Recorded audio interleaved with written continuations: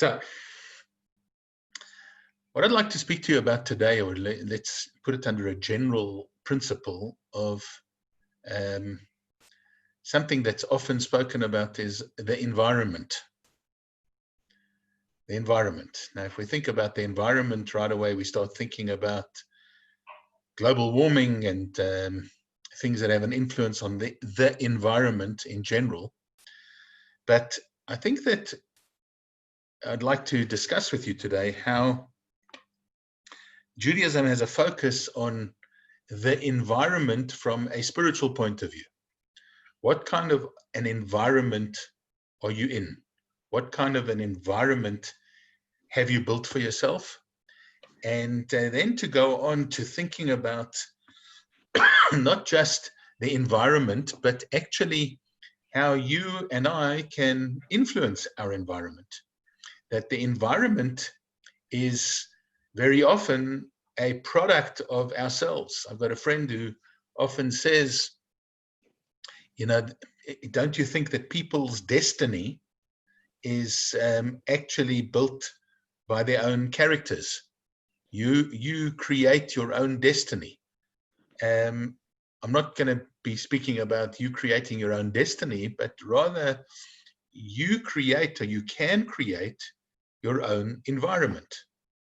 We've all had the experience, I guess, of meeting certain people, and they give off a kind of you read them, you feel something, there's an energy, we would talk about it. There's a bubble around them that they give off, that they make you feel. Just for instance, when you meet them or when they walk into the room, there is a feeling that you get from them. So you can feel a positive energy. You can feel a negative energy. You can feel the feeling that that those people create. Now, if we can feel it, we believe that the environment gets to feel it as well. And because of that, so certain things do and don't happen, or are and aren't of relevance within their life and their environment. You know, you and I attract certain things to ourselves. We attract certain people. I'm sure we've all thought about it. You know, why did I marry the person that I married? Why do I have the friends that I have? Why do I have the people around me that I have? Why did we even come into each other's orb? There is something about the energy of ourselves that either attracts or repels others, and certainly in an environmental thinking, there is an impact that you have on your environment. You know, I think I'm right in saying you can go to a house, you can sometimes feel, I've often thought about it when you're house hunting. You walk into a house, you can feel an energy. There's somehow you walk in, the place is cold and off-putting and so on. You kind of get the drift that this is not a happy place. And then you walk into a place and you feel a certain energy. You feel that it's good, and it's not got to do with money or things or tidiness or whatever. But you kind of get a vibe. You get a feeling. Oh, somebody is not muted there. I don't know if we can just. Yeah. There we go. Somehow we create and we're products of a certain environment as well. And by the same token, if we are in a negative environment, that negative environment has to influence the way that we think. If we're in a positive environment, it has to influence the way that we think, and it does that. And in fact, we see. So, you know, the famous sage, the Baba Salih. The Baba Salih was the Rabbi Abu Chatzera, great Sephardi sage, probably passed away, I imagine, around 20 years ago, maybe a bit more. He's the person that you see very often when you look in Sephardi places, that he used to wear like a, what do you call it, like a hood. was before the days of face masks and social distancing, but he always is pictured with like a hood over his head, a white hood. That was the Baba Salih, great mystic and an incredible individual. It was well known that he used to live in Ashdod in Israel, and one morning he woke up and told his family that they were leaving Ashdod and they were going to go to a place in the north of Israel. I think he went to a place called Netivot. They were going to Netivot up in the north. So they said, why did they have to, and they questioned, why the sudden leave? And he made everybody pack up, we're going today. And he said, we're leaving today. He packed up his family, packed up his followers or whatever, and they checked out of town. And when they asked him, like, what happened? And why was it that we checked out of town? It was a simple thing of getting out of town. He said, last night in this town, somebody spoke negatively about a great sage. And he mentioned the name of the sage. It's not really that relevant to the story, but he said, somebody spoke negatively about him, and I cannot dwell in a town where there is such lashon hara. And he picked up his family and moved out of town, never went back there. Now, we kind of get a drift there of how important our environment is to us. But what I want to kind of bridge here today is how we can actually create and make that environment. So let's begin by taking a look at the beginning of this week's parasha. The parasha this week starts off with the famous words, Ra'ei Anochi noten lifnechem hayom bracha uklala. God says, Ra'ei, look or see, behold. It's often translated as behold. Anochi, I, God says, noten lifnechem hayom, I've placed before you today, bracha uklala, blessing and curse. Bracha and klala. And we've always translated those words as being blessing and curse. Why did we translate it as blessing and curse? Where did we know from? So we all know the word bracha, I think, and we know what it means as a blessing. But what is a klala? What is a curse? And one of the major reasons why it's translated like that, our commentators point out, is because of kind of the logic of the sentence. You imagine that God is telling us, I'm going to give you the good and the bad. It's happened before. God says, I want you to choose life or death. We're kind of posing it in that sentence, kind of giving the opposites. God says, I'm giving you the blessing and I'm giving you the opposite of blessing. What's the opposite of a blessing? The opposite of a blessing to our minds is a curse. And probably most significantly, we translate the word klala as a curse because that's the way that the famous Unculus, who translated the Torah into Aramaic, that is the way that he translates it. He uses a word, which I will say to you now, Levitan. He uses the word Levitan. Levitan means, in Aramaic, a curse. So he says, behold, I've placed before you today a blessing and a curse. The curse is the opposite of the blessing. I'm getting some feedback there, whatever.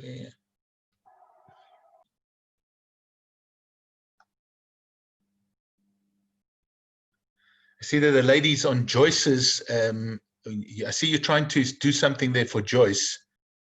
Don't press the microphone all the time because I keep on getting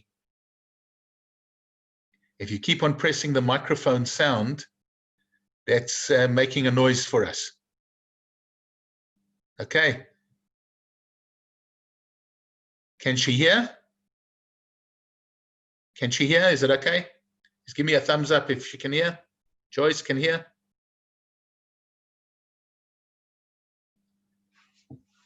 Can she hear? Okay, good. Thank you. All right. So, Re'ei anochi noten lifnechem hayom bracha uklala. Unculus, the famous sage Unculus, gives us that interpretation of klala being a curse. We'll discuss just now what a blessing is and what a curse is in a moment. But just to say that that is Unculus's translation.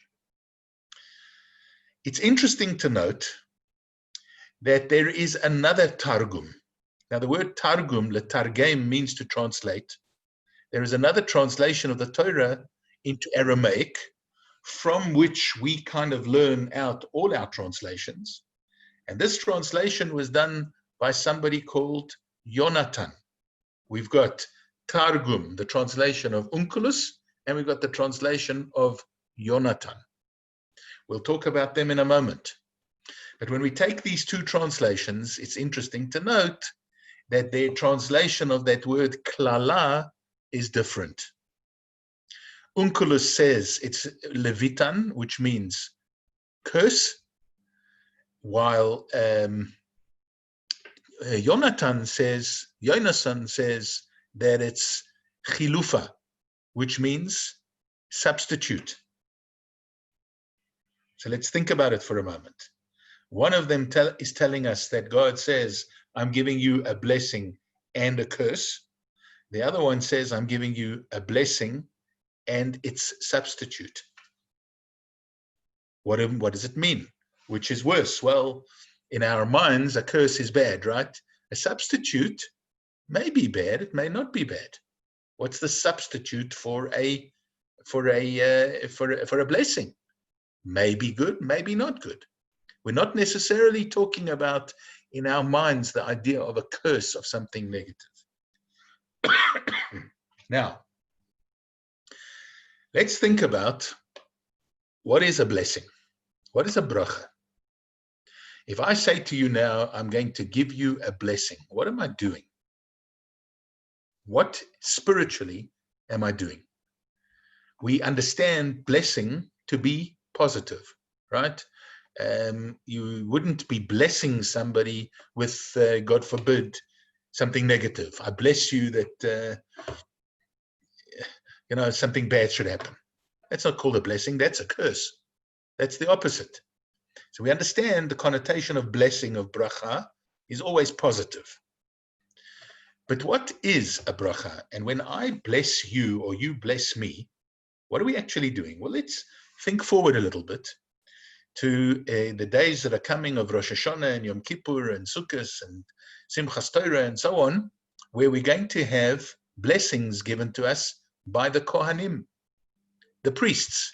The priests were told to go up into Duchen and to give blessings. But actually, they're not saying original words in the blessings. They're the conduit through which the blessings come. God is the one who gives the blessing. So whatever those blessings are, of health and of wealth and of long life and of peace of mind and of peace all around, all of those things are God-given gifts.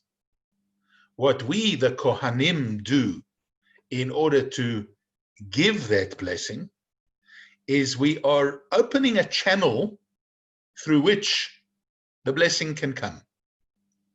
In fact, you may or you may not know, I don't know if I've shown you before, that when the Kohanim do the Birkat Kohanim, they hold their hands like this. If you can see on your screen, right? They hold their hands like this. And in fact, we're told that there you have 5 windows. 1, 2, 3 between the 2 thumbs, 4, 5. There are 5 windows through which that godly blessing comes. So imagine, behind the Kohanim is this great light in which you have peace and health and wealth and happiness and time to enjoy it. That is there like a big barrel full of wine that is waiting there. We give these 5 taps, so to speak, for the blessing to come through. So when we say that we as Kohanim are giving blessings, and we say that we're given the gift to be mevarech, to bless the Jewish people, the concept of a blessing is a means to access God's special gifts. God has given the gift. We open up the channel to access that gift. So let's go. I say to you, I want to wish you and give you a blessing that you should have a good day. Somewhere in store there's the actual gift of a good day. What am I doing by giving you the blessing? I'm opening the channel. I open that channel and I help you to access that blessing. This, by the way, is our real fundamental understanding of how a blessing always works and why it's important that we bless each other. And we all have that power to bless. Some people bless their children on a Friday night. We give blessings when I say, just bless you when you've sneezed. By the way, that comes from good Jewish foundation. When a person sneezes, it's because it's a sign that maybe they're not well. We say, I bless you. May Hashem bless you. I want to wish you well. It's a bracha, right? When we see somebody who is not well, we give them a blessing for a refuah shlema. We wish you that you should have a refuah shlema. It's all the same thing. The real bracha, the real gift is there. The blessing is I'm helping you to access. I'm opening the channel through which it's going to flow. Now, if we are going to go down the line of thinking that you've got blessings and you've got curses, I think in our mind's eye, we would paint the picture that in the background there's not light and gifts and wonderful things. There's darkness and negative stuff. And if, God forbid, I'm going to give a curse, I'm opening up the negative channel and letting that come through. Now, it would seem that if we translate the word klala as a curse, that's actually, in very simplistic terms, what we're thinking of. You can access the good or you can access the bad. You can access the light or you can access the darkness. It seems, though, when we analyze a little bit deeper, what Jonasan tells us, what the Targum Jonasan tells us, is he says a blessing and its substitute.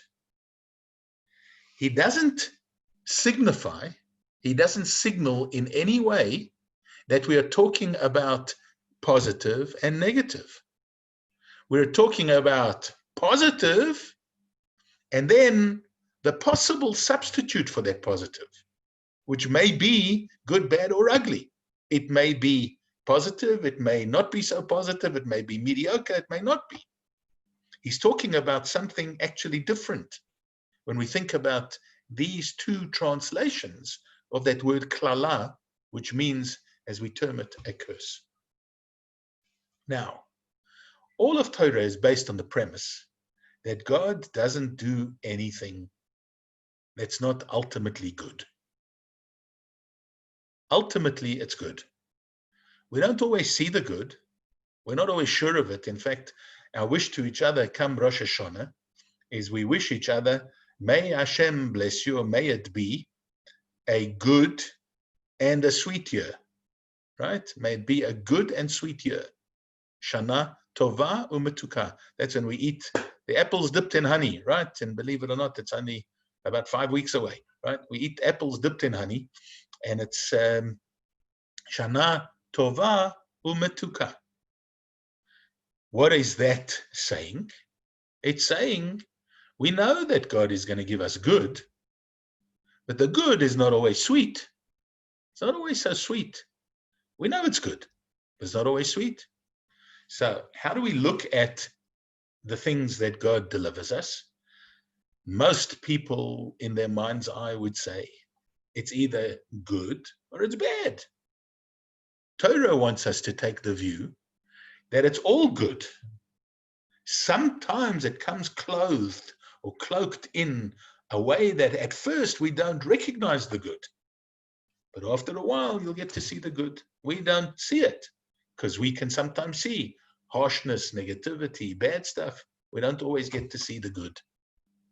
And therefore, Jonasan is giving us maybe a higher level of understanding of what this word klala, which means curse, actually is. And that is, it's not a curse at all. It's actually also a blessing.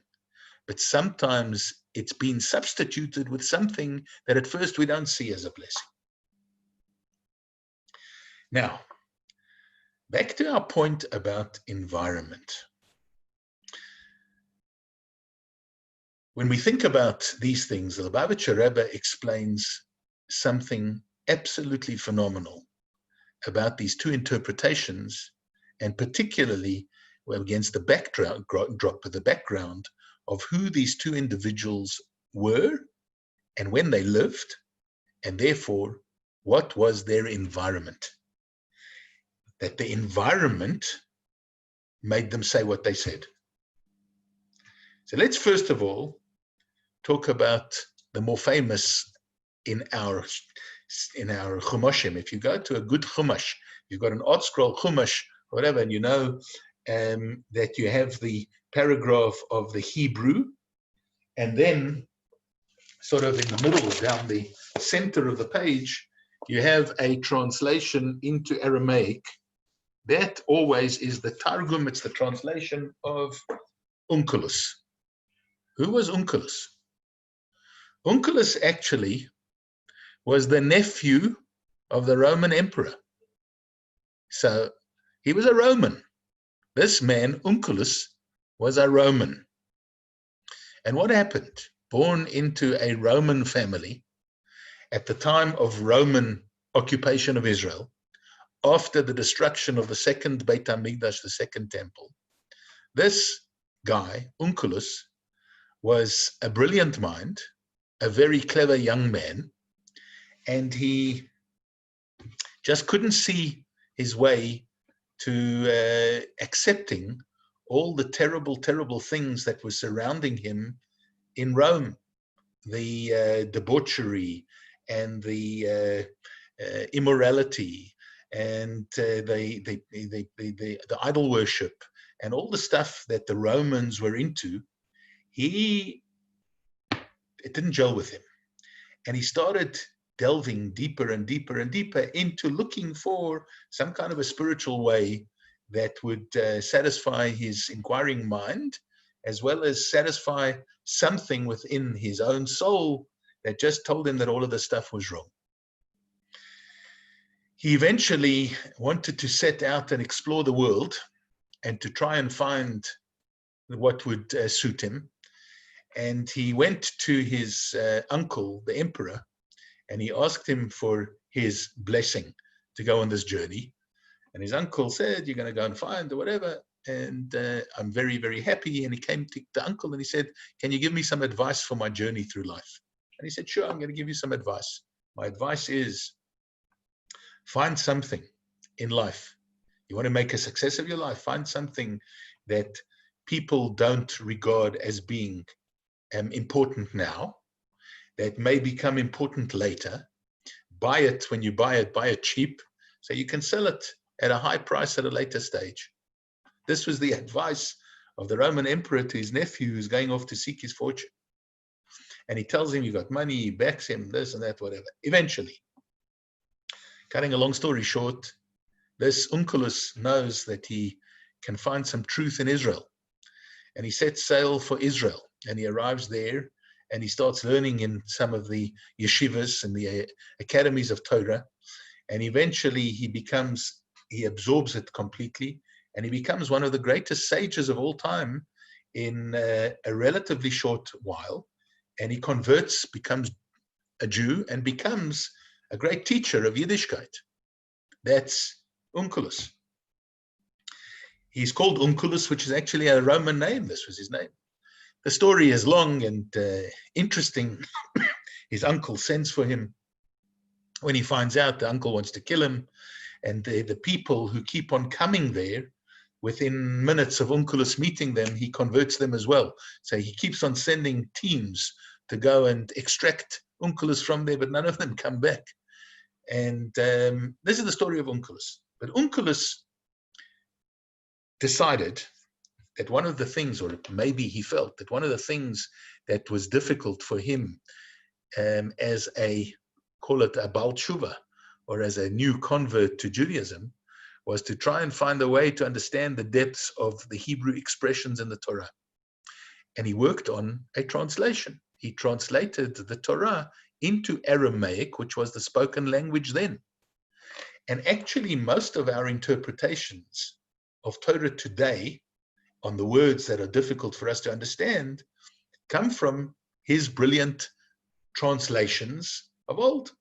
Unculus translating into Aramaic, and from Aramaic they managed to work out what was intended by Torah in the other languages. This was this great man Unculus, who converted and became this great teacher and this great scholar. A whole translation, a targum, a translation into Aramaic. Now it's this Unculus that we're quoting here, who talks about a curse. What about Jonasan? And who was Jonasan? Targum of Jonasan. The Targum of Jonasan is an earlier Targum. It's an earlier translation. Jonasan lived at the time of Hillel, the great Hillel and Shammai. Jonasan was a student of the great sage Hillel. Now we're told that Hillel had many students. In fact, we talk about 80 of them. It says he had 80 students. 30 of them were able to see things in the way that Moshe Rabbeinu did. Another 30 of them were able to see things, it says, in the way of Yeshua, of Joshua. And the last 20 had some kind of a vision, but not on the same level as Moshe or as Yeshua, as Joshua. Now it says the greatest of his students was a man called Jonasan ben Uziel. We quote him in many, many places, particularly in Ethics of Our Fathers and so on. Jonasan ben Uziel was the foremost student of Hillel, the great Hillel. The last of his students was Yochanan ben Zakkai, whose name we've heard over and over and over again. He was known as a great sage. Yochanan ben Zakkai was the last, and Jonasan ben Uziel was the top candidate, top student. We can imagine how great this man was. In fact, they say that when he sat learning Torah, I mean, it's just an interesting image, this, don't try this at home, but they said when he sat learning Torah, and if a bird flew over the path, over his head, the bird would burn up.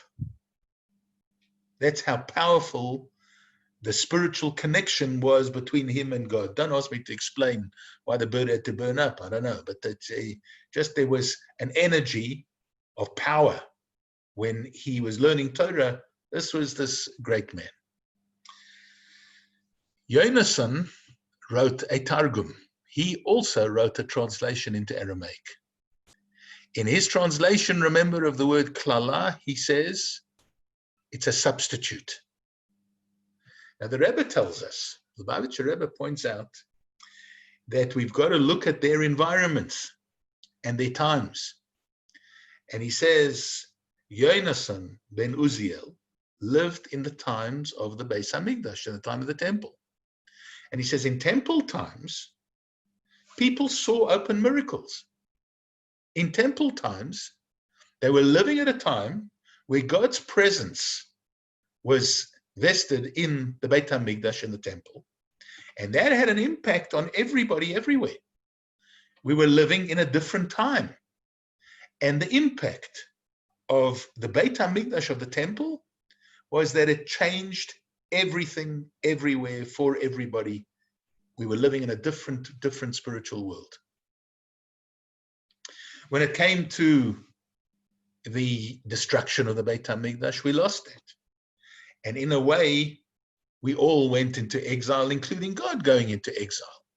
Everybody went into a diaspora, an exile. No longer could people see the open miracles. Our vision was limited. Our vision of spiritual things was limited. So he says, in the time of Jonasan ben Uziel, the time of the Beis HaMikdash. Everybody, including, and obviously, a great sage of that caliber, when he looked at anything and everything that happened, he could only see good. He couldn't see anything negative. And so therefore, he can't even use the word a curse. It's not negative. It's not dark. It's good. It may not be blatantly and obviously good, but the goodness is going to come soon, and you know that God only does good. Unculus, who lives at a time after the destruction, doesn't have that same vision in the in godliness that they had in temple times, and therefore a manifestation of the environment is that unfortunately he is limited slightly by what he can see, and he tells us that momentarily, for a bit, we can still identify with the fact that something is negative, that something is a curse.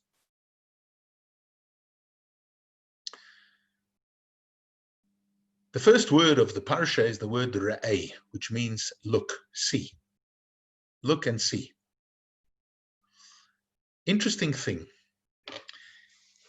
is one of the previous Lubavitcher Rebbes was sitting on his grandfather's lap on a certain occasion, and he looked into his grandfather's eyes, and he said to him, "Why do we have two eyes? Surely if Hashem wanted to, he could have created us with one eye. And that one eye could maybe have been mounted on a periscope and somehow have 360-degree vision. Why did God make us with two eyes? We only have on the face, yes, we've got two nostrils, but we've only got one nose, and we've got one mouth, and we've got two eyes." And his grandfather answered him, and he said, simple answer to a child: Hashem gave us two eyes because there are always two ways of looking at everything. You can always look at it with the right eye, and you can always look at it with the left eye. You can always look at it in a positive way. You can always look at it in a negative way. So Hashem gave us this balance that we can see things from a good point of view, and we can see things from a bad point of view. That's our vision. Ra'ei, God tells us here, I want you to see everything, and it seems to fit. Bracha uklala. You can see the blessing, you can see the curse, you can see the positive, you can see the negative. The Torah is actually telling us that underlining all of this is we need to understand that our vision should be tempered always with what they like to call today a positive bias. We can't have a negative bias, we must have a positive bias. I need you to see blessings in everything. And rather going the route of the Targum of Jonasan, that we hope that we'll get back one day, that vision of being able to see the latent goodness in everything. That when a pandemic breaks out, that we don't have to wait to start seeing certain positive results. And I think that people are talking about a lot, certain positive results, not the least of which is that it's made people feel that they are missing shul, right? Maybe wouldn't have said a few months ago that you would miss shul so much, but what do they say? Absence makes the heart grow fonder. And people are missing that. There are certain things that have happened. So we realize the importance of it. You've realized, I suppose, the importance of people to be close to you and family and so on. There are certain things that have happened here. I heard a lovely story about a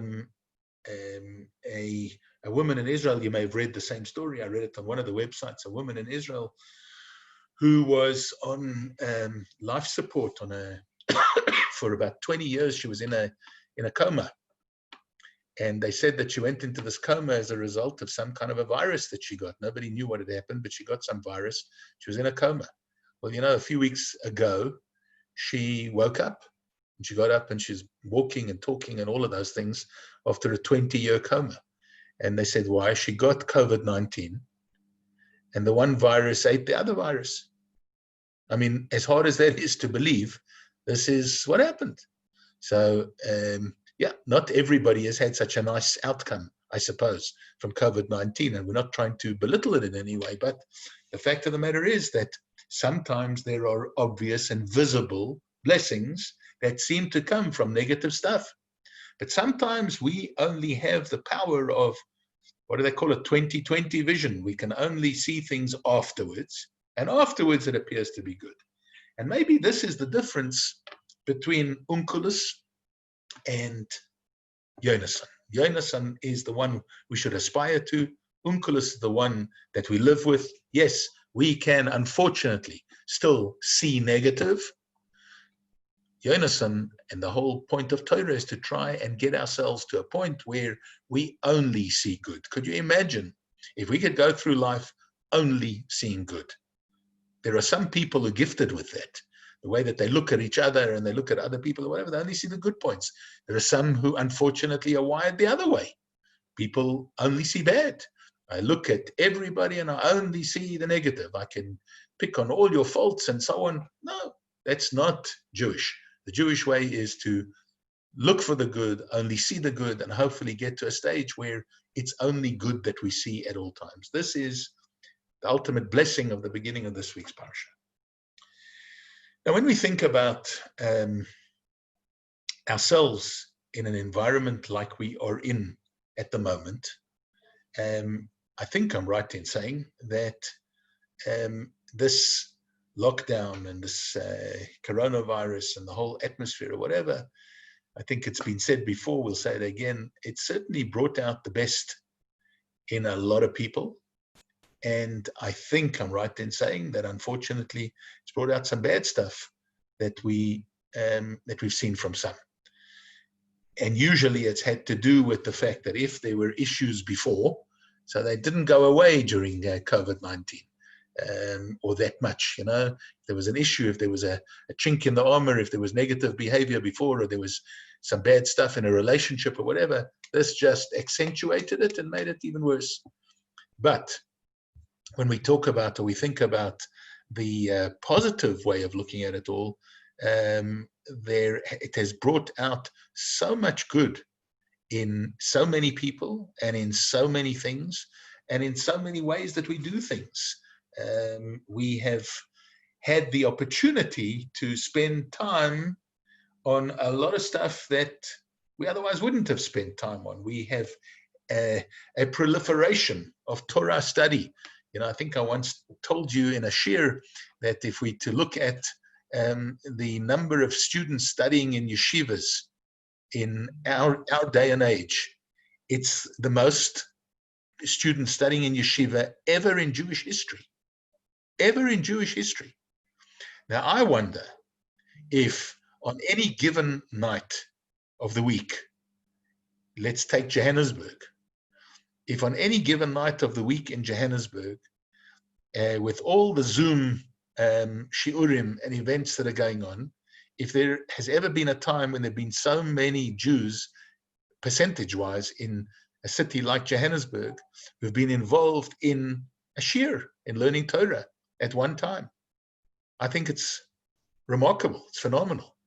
So why? So we have the technology, which, by the way, we all hated until we had to use it.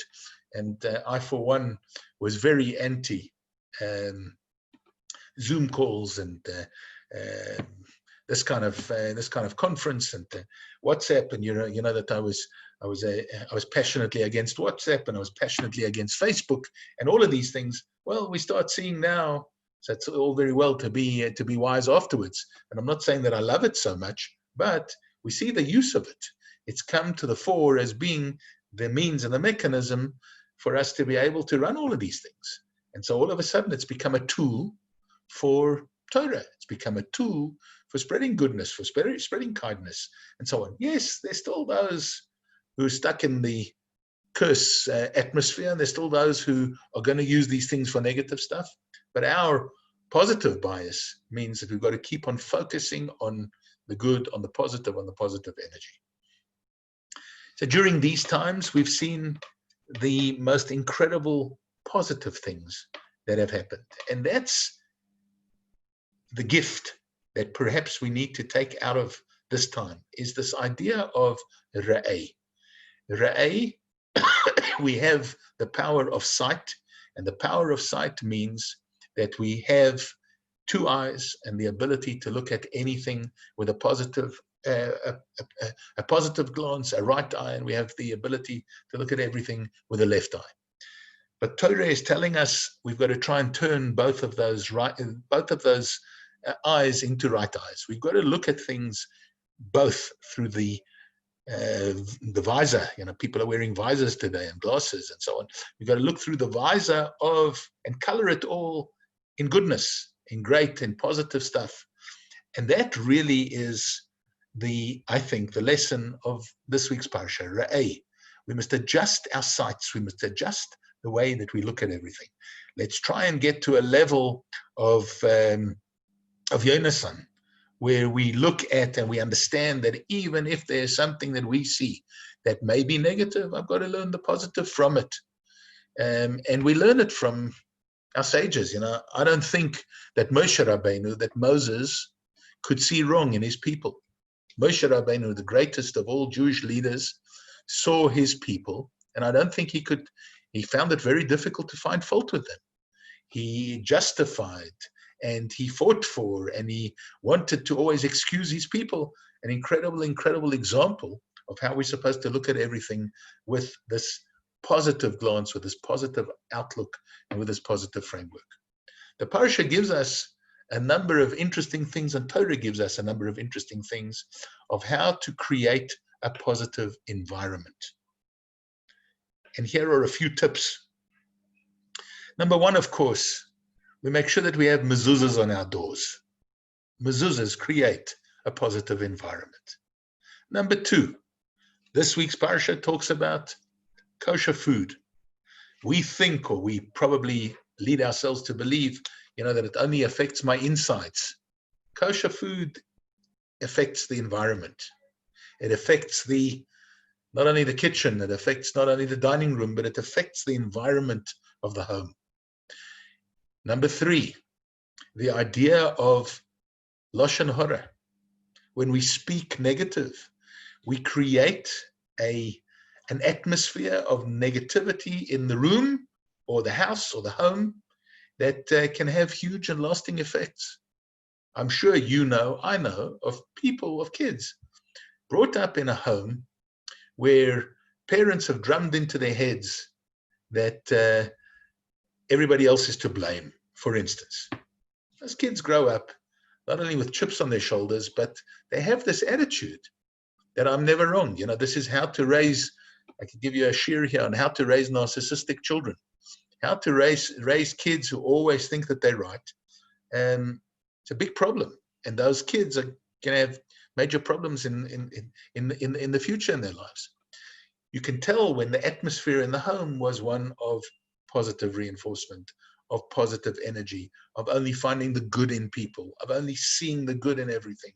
So the things that we say and the things that we eat and the things that we have in our home, those create an environment. How about if we take in our home and we put into the home, we put Jewish books. We have Torah values, whether we open the books or not, actually, yes, of course it's relevant, but it's not as relevant as, for this example, as you think. The idea of creating those images. I remember once when I started doing my army service, a psychologist in the army, so this is going back many, many moons ago. Remember, we had to go to the army. I was in Heidelberg doing basic training, and it was known that I was already a rabbi, so I was there with my beard and so on. And the psychologist comes over to me and he calls me aside and he says he wants my opinion on some art that they had found, some pictures that they had found of a guy's drawings. So he shows it to me, and to me it looked very weird, like satanic drawings. And the reason that he asked me was there was a lot of stuff there to do with Magen Davids. He had a Magen David and blood coming out of it, and it was a talented artist, but it was very, very sinister stuff. So he asked my opinion. I told him what I thought or whatever. So he told me. So I said, what's the story with it? So they had found this art in the what do you call it? The desk, the drawer of one of the soldiers. And based on his art, they kicked him out of the army. They said he had, and he pointed out to me from a psychology point of view, there were certain things that they picked up in the drawings that were pathological. He said this guy is a psychopath, and they could pick it up from the way that he drew. Now, if you knew that it was so easy to get out of the army, I guess more people would have taken up art lessons, right? But this guy did this art, and it was very sinister stuff. Now, sinister stuff that you have around you can create that atmosphere. Imagine you have an art piece on the wall, and that art piece on the wall is conveying something vicious or something obscene or something lewd and so on. That creates an atmosphere in the home. So you say, it's just a picture. It's not just a picture. It creates an atmosphere. And so there are two things here. Number one is we've got to see things positively. But number two is we need to have the right atmosphere. And when you're in that right atmosphere, you will see things differently. And you can create that atmosphere. You create it, as we said, with some of the mitzvahs that we do. You create it with the kind of energy that you give off. You create it with your own positive energy. You create an atmosphere in your home, in your life, in your environment, in your country, and in your world. We create that atmosphere.